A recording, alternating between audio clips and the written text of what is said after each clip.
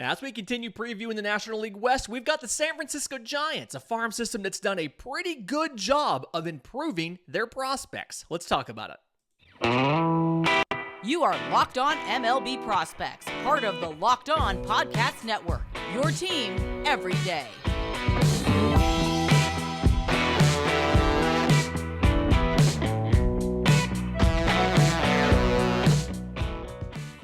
Yes, welcome on in to Locked On MLB Prospects, your home for all things minor league baseball. I'm your host, Lindsey Crosby, baseball writer and podcaster. Thank you for making this your first listen every single day. Today's episode is brought to you by our friends at FanDuel, the #1 sportsbook in America. Make every moment more. Visit FanDuel.com/lockedon to get started today.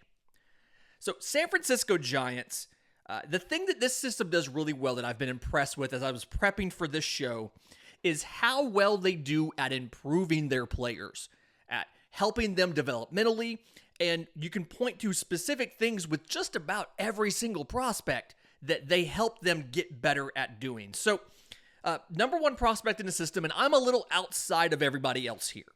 The common #1 prospect in this system is shortstop Marco Luciano. Has been for, I'd say, probably 2020, 2021, 4 years now? I've got left-hand pitcher Kyle Harrison as the #1 prospect. 2020 third rounder out of high school, 6'2", 200, got in 25 games between high A and double A last year. All of those were starts. And in those, 2.71 ERA and 113 innings pitched, 186 strikeouts, a ridiculous 14.8 per nine, to 49 walks, 3.9 walks per nine, 13 home runs allowed. And part of the reason that I have him so high, like that strikeout number was second in the entire minors. And this stuff is some of the best three pitches in the minor leagues. So the fastball, 70 grade fastball, it's a four-seamer, sits in the mid-90s.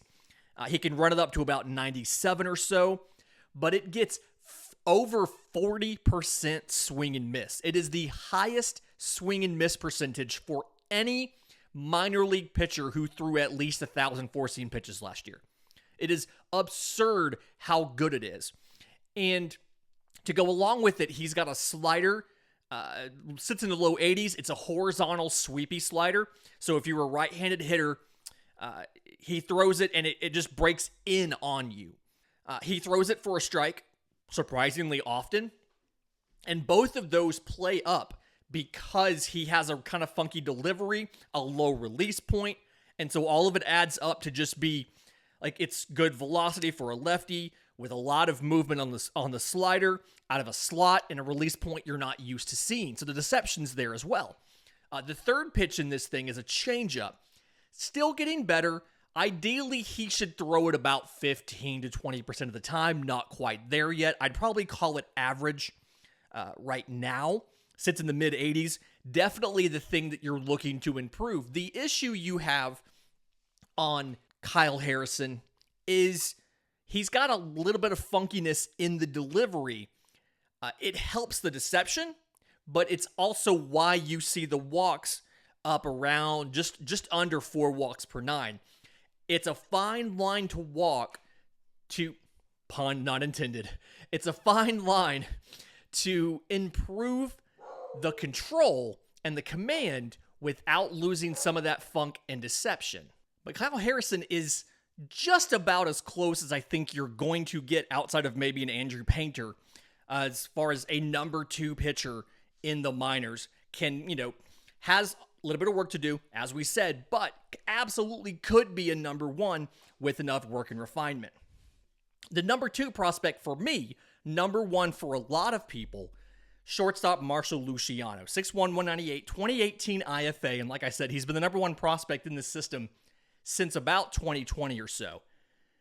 Part of it is he's missed a little bit of time, especially recently, and so might be recency bias on my part, but I think that's part of the reason why maybe a little prospect fatigue. I don't know. But got in 65 games between rookie ball and high A last year. He was rehabbing a back injury.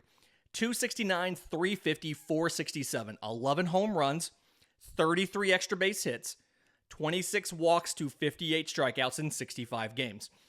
No stolen base attempts. So the thing about Marco Luciano is he is offensively, like, he's an offense first player. So I think both hitting and power, he's going to be a plus hitter. And I think defensively, you can mitigate some of the defensive questions you have with the next guy behind him, Casey Schmitt. I'll get to him in a minute. But for Marco Luciano, again, plus hitter, plus power. When you see, like, his 90th percentile exit velo, this is kind of the new trend, is rather than giving a max, it's a looking at the 90th percentile of all of his hits. What is that exit velocity to kind of try to take some of the small sample size noise out? His 90th percentile exit velos around 106 miles an hour. So one of the best in the minor leagues. I do think he's a little, I think he's a little aggressive, not quite selective enough. So he misses sometimes up in the zone. You can get him with pitches in on his hands. Part of that is just age. He is only 20 years old. Because of the hamstring issue, you know, he only got about 68 games last year between low A and high A. And then this year, obviously, 65 total games between rookie ball and A ball with the back. Spoiler alert, he's going to be my stay healthy guy. Not because he's been injured a ton, but he's missed the last 2 seasons as far as having full seasons because of injury. And he needs to get on that development track since he was signed in 2018. I mean, you have a Rule 5 decision coming up on him, and obviously you're going to protect him, but I just need Marco Luciano to be healthy so he can continue moving through the system. Defensively, the speed is below average. 40 speed, not really a question about that. It's something where I think they, like, the work that they've done with him, I think he can stick at shortstop now. And before last year, a lot of the conversation was he's going to have to move to third base. And again, Casey Schmitt behind him plays a very good third base. We'll get to that in just a minute. And so the hands are good. The arm is a plus arm. He will make all of the routine plays. His range isn't going to be exemplary, especially with the shift going away, but he can get the routine plays that you need done, and having a defensively strong third baseman next to him is going to be the ideal scenario. So Marco Luciano, number 2 prospect in the system to me, number 1 to a lot of people. Going ahead and talking about Casey Schmitt, 2020 second rounder out of San Diego State, 6'1", 216, got 126 games last year between high A, double A, triple A. 293, 365, 489, 21 home runs, 48 extra base hits, 48 walks to 120 strikeouts, 3 of 5 on stolen bases. Defensively first, I think he's the best infield defender in this system, and he plays third base. But he can do more than just third base. When there was a little bit of time when Luciano was out with that injury, he stepped in and played shortstop. I mean, he looked just fine. I think that he would get by, like, he was in high A Eugene, so it's high A, but he played shortstop and he was fine. I think at third base, the conversation is Gold Glove defense at third base. That's how good he is. The arm is an absolute cannon, probably a 70 grade. And so, like, you combine his average speed, his fantastic arm, he gives you a lot of flexibility to play a shortstop with lesser defense like a Marco Luciano or lesser range because he can do so much. Offensively, it's a kind of unusual setup in the box for Casey Schmitt, but it's very effective. The thing that the Giants have worked on with him, where you can see the development for him, you can see biomechanically he's a little cleaner. He can kind of get his hips turned and through the swing to generate some more power. His bat path, he's in the zone longer, and he has more plate coverage than he used to have. 90th percentile exit velo, around 101. Not anything mind-blowing, but perfectly fine, good enough. Anthony Volpe's is right around that same place. Ezequiel Tovar's right around that same place. So it's probably average power, but it's above average hit tool. And then again, you're looking at not only plus defense, but like Gold Glove defense. And I do think there is still a little bit of room for some more power to come in as he gets a little more experience with the upper level pitching. So I think Casey Schmitt could end up with above average power at third base to go along with fantastic defense. The fourth prospect in this system, outfielder Grant McCray, one of the I'm going to call him a breakout from last year. 6'2", 170. He was a 2019 third rounder out of high school in Florida. 289, 383, 514 over his 120 games between low A and high A. 23 home runs, 55 extra base hits, including 9 triples, 67 walks to 170 strikeouts in 120 games. So you're taking the good and the bad here. 43 of 53 on stolen bases. Again, we've been talking about the development. The thing that you saw the Giants work with him on last year that really kind of helped him pop is mechanical adjustments to the swing. We've talked about this before, about the longer your swing is, the more time it takes to get the barrel of the bat into the zone, and the more susceptible you are to velocity. He has a shorter load to get into the swing, and then the swing itself is shorter than it used to be. So better to help with velocity, keeping up with velocity, especially up in the zone. Obviously not quite there yet. He had 26% swing and miss. And so I think you take the mechanical adjustments, and now the adjustments are mental. You're working on swing decisions, and then you're trying to tweak the bat path to not be as uppercut as it is. I think you're going to end up with average hit tool, probably above average power. His average exit velo around 89 miles an hour. Very good, but obviously he just has to get the ball. He has to make solid contact, get the ball in the air, get a little more plate coverage. Defensively, though, and this is another spoiler alert for the superlatives, I think he's the best outfield defender in this system. The speed, as you saw by the stolen base numbers, 70 grade speed. 43 of 53 on stolen bases. The arm is above average, and so he is at least a plus defender. When Baseball America did the survey of the California League managers, they voted him best defensive outfielder in the California League. So, very, very good outfield defender. Again, you've made mechanical tweaks to the swing. Now you have to do mental work on swing decisions, and you can unlock the next level of offense and make him into an everyday player who, again, can play plus defense and can be an above average contributor offensively. In just a minute, let's get to the state of the pitching. Again, a system that's made a bunch of improvements on the guys in it.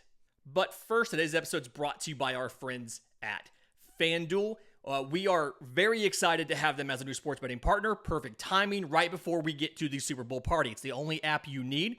Download the FanDuel app now so you can bet Super Bowl 57 with a no-sweat first bet. You'll get up to $3,000 back in bonus bets if your first bet doesn't win. You can bet everything, the money line, the point spreads, who will score a touchdown. It's all on an app that's safe, secure, and super easy to use. And when you get done with the game, you can get paid your winnings instantly.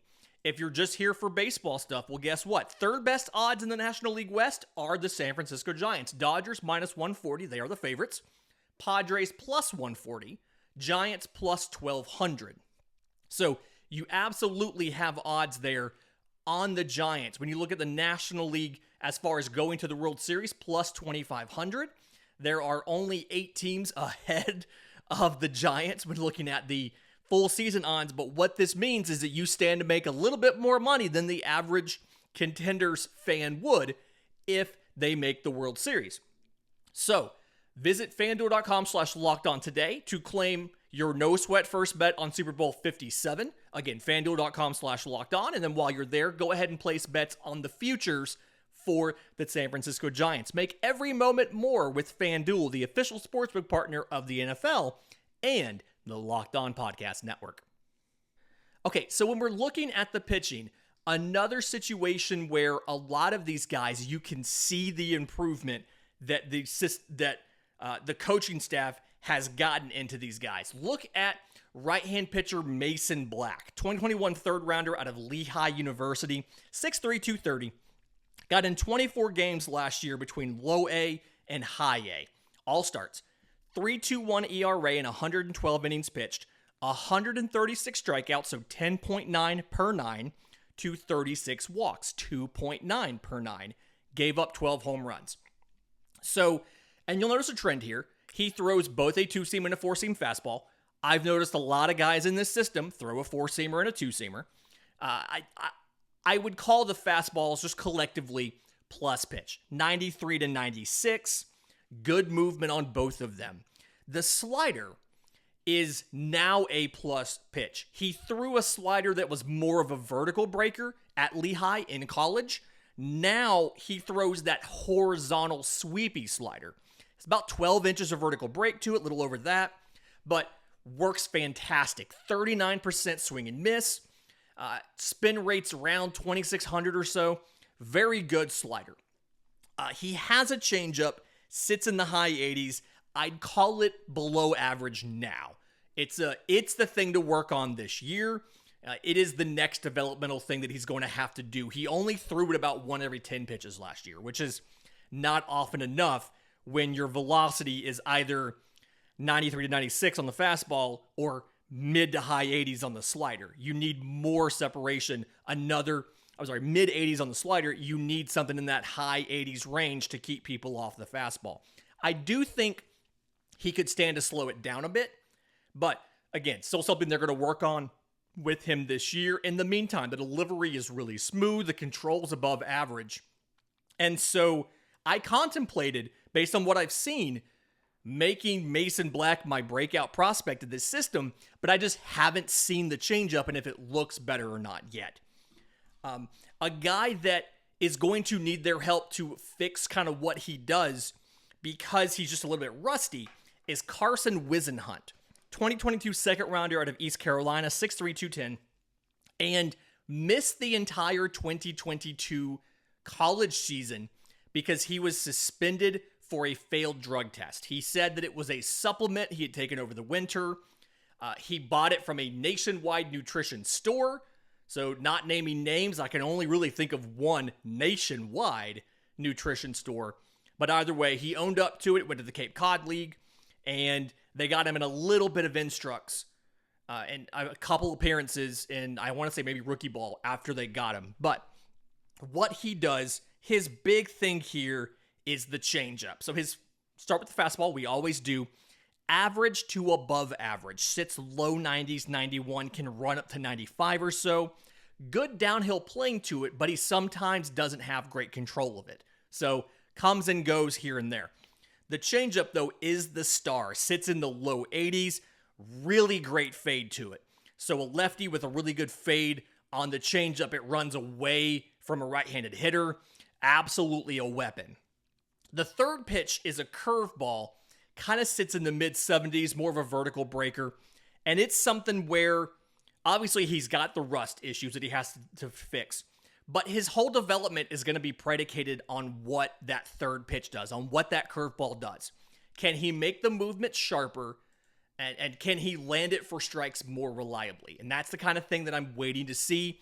I'm really excited to see some film from spring training, some backfield stuff to see what he looks like after this offseason with the team, working with the coaches on figuring out stuff. And then obviously he kind of has to get the rust out of the way. But Carson Whisenhunt, future looks prime, and a system, probably the right system for him because they're so good at picking individual things to get improved and improving those things. Third, another pitcher that's notable in here, right-hand pitcher Eric Silva, 2021 fourth rounder out of high school, 6'1", 185. Got in 22 games last year in low A. Spent the entire year there, as you would expect a 19-year-old pitcher to do. 5.88 ERA in 85 and 2/3 innings, 99 strikeouts, so 10.4 per 9, to 39 walks, 4.1 per 9, 11 home runs allowed. So the thing here for Eric Silva, a ton of good pitches, nothing's great, right? So the fastball, again, throws a four-seamer and a two-seamer. We pointed out that trend with Mason Black. Sits 93, touches 96 or so. For a guy who's 6'1", 185, that's good velocity. Obviously, a little bit of work you can do, but still good there. The slider, above average. 83 to 86, so low to mid 80s. Again, that horizontal picture to it, that sweeper.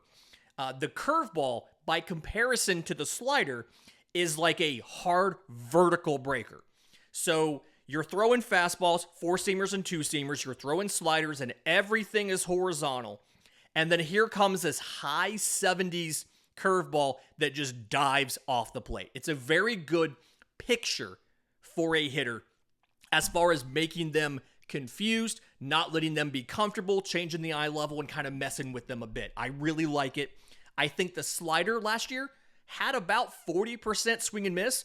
I think the curveball can get there if he was willing to use it at the right time, to working on some of the sequencing a little bit. The changeup is probably average right now, sits in the mid-80s. He has complete confidence in it. He will throw it at any count, to any time, to any part of the strike zone. So the pitch itself isn't necessarily that amazing. I think you could add a little bit more movement to the changeup and maybe back off the velocity a little bit, but the confidence behind it, the intent is there, and that's definitely something that's hard to teach some of these guys. The delivery, this is what I expect them to work on with him this year, is biomechanically, the delivery has a lot of extra moving parts. And kind of like with Kyle Harrison, yes, that creates a little bit of deception, but it also makes it harder to repeat your mechanics and hurt your command. So I think there's a line you can walk for Eric Silva between fixing the command by streamlining the mechanics without losing some of that deception. But either way, a lot of pitchers with a lot of tools that I trust this giant system to work on developing these tools and making these better pitchers, because that's what we've seen is they are very good at being able to do this. In just a minute, I want to get to the superlatives. We've kind of spoiled a couple of them already, but it's going to be great right here on Locked On MLB Prospects. And we are back. So there's actually a couple different candidates in this system for the your power tool is only as good as your hit tool superlative. Grant McCray, in 120 games, struck out 170 times. I mean, he is a candidate. But for me, I think it has to be Marco Luciano. Because when you look at him, a lot of the issues when it comes to his strikeouts feel like they are kind of self-imposed, right? He's a little too aggressive in his setup at the plate and in his swing decisions. And it's because he feels like he can hit anything. And respect to you, you have to have that kind of confidence to be a professional athlete. But because of it, he's susceptible to pitches in on his hands and up in the zone. And because of the injuries, again, he's the guy who also needs to stay healthy in this system.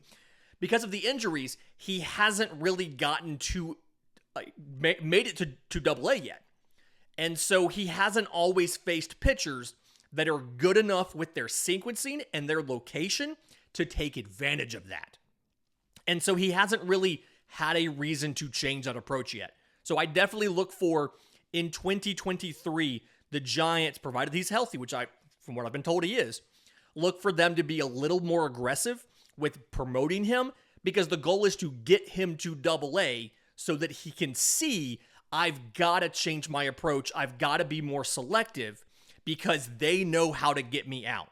They know they can bust me inside, and then they can elevate a fastball, and I'm going to miss it.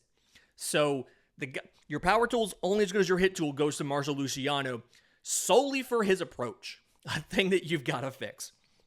Breakout prospect in this system, I'm going to try this here. Aeverson Arteaga. There's a lot of A's and E's next to each other in that name. Aeverson Arteaga, the shortstop, 2019 IFA, 6'1", 174. Really weird situation where signed in 2019, debut was pushed forward to 2020, and then obviously didn't have a 2020 season. So he didn't actually get on the field until 2021 for the Giants. Spent almost the entire time in rookie ball. Got to low-A San Jose just in time for the playoffs, and then spent all of 2022 with low-A San Jose. But in those 122 games, 270, 345, 431, 14 home runs, 51 extra base hits. Doubles machine. Hit 35 doubles. Doubles machine. 49 walks to 155 strikeouts. So there's another candidate for your power tools only as good as your hit tool. 11 to 17 on stolen bases. The reason why I like him as the breakout this year goes back to that concept of this system, these coaches, this development is very good at improving on their players, and he kind of has a glaring thing on offense where when you 23% swing and miss in the zone, it's worse out of the zone, but 23% swing and miss in the zone, and then chase down and away. It's very much like a clear pitch recognition issue, and it's one, he commits to breaking pitches that are going to take the ball out of the zone, so he's already doomed to fail. And then two, he doesn't always recognize fastball from off speed in time to get the bat out on it, and that's why the swing and miss in the zone is so high. And it's an individual thing that you can, I very much can see them fixing this. This is not me having advanced knowledge. This is just knowing this system and what they're good at doing. This is kind of a speculative. This feels like the kind of thing the Giants are going to be good at working on, at cutting down the swing and miss rate so that he can get that power into games. When he makes contact with the ball, it's solid contact. He barrels it. It's just, and when you watch last year, it looks like he's selling out a little bit for power versus just letting the ball come into him and then just rocking a line drive into the alley. And as you physically develop, as you get a little bit older, those line drives typically start turning into home runs on their own. And so, yes, he hit 14 home runs, but he struck out 155 times in 122 games. And this very much feels like the type of thing that the Giants can fix. Defensively, he's the best shortstop prospect in the system, one of the best infield defenders behind Casey Schmitt. Again, I think third baseman Casey Schmitt is the best infield defender in this entire system, which is, as you can tell by the way I say that, not a common thing that happens. But the arm is a plus arm. The reactions, his hands, all of that are really good. The only thing that kind of hurts him here is I don't think his speed's really any better than about below average. And so you're going to have questions about range, about exactly how much ground he can cover. But again, when you have a guy like Casey Schmitt at third base, you can settle for a little bit less range from your shortstop because Casey Schmitt can cover so much ground. So that helps you out there. The best outfield defender in this system, we've already talked about it, but Grant McCray, that speed is real. 70 speed and then above average arm. He absolutely can go out and can get balls that he has no business with getting. It's very, very hard to teach that speed. And so I love seeing what he can do, and I can imagine how he would work in that ballpark with the unique dimensions in the power alley, triples alley, kind of seeing what he can do there. Tomorrow's show, very excited about this. Arizona Diamondbacks probably have an argument for having the best top four prospects in all of baseball. So we're going to get to that tomorrow. In the meantime, if you have questions for Monday's mailbag, I'm on Twitter at Crosby Baseball. Show's on Twitter at Locked On Farm. You can email us, lockedonmlbprospects@gmail.com, or drop your questions in the new Locked On MLB Prospects Discord. Link is in the episode description. Link is in the show notes. Until tomorrow's show, this has been Locked On MLB Prospects.